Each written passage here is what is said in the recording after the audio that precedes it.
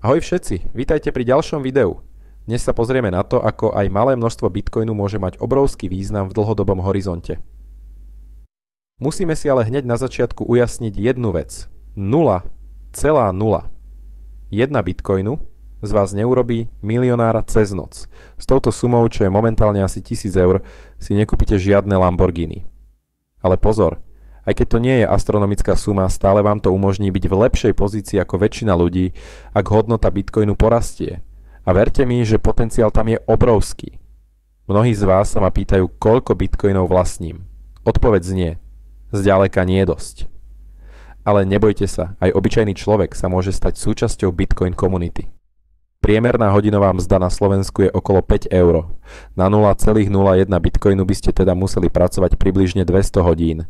Nie je to málo, ale je to dosiahnuteľné. Kľúčom k úspechu je vzdelávanie a postupné investovanie. Investujte malé sumy pravidelne a sledujte, ako vaše kryptobohatstvo rastie. A ak bitcoin bude pokračovať vo svojom historickom raste, potom sa máte na čo tešiť. Hoci 0,1 BTC vás hneď nekatapultuje medzi elitu, dlhodobý potenciál bitcoinu je ohromný. Experti predpovedajú, že jeho hodnota by mohla v nasledujúcich 10 ročiach dosiahnuť stovky tisíc eur.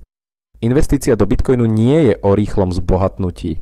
Je to skôr dlhodobá stratégia na zabezpečenie finančnej stability. Bitcoin je ako vzácne semienko, ktoré potrebujete zasadiť a trpezlivo čakať, kým vyrastie.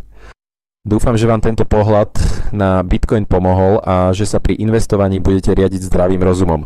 Prajem vám veľa šťastia a nezabudnite dať tomuto videu like a odoberať môj kanál. Ďakujem za sledovanie.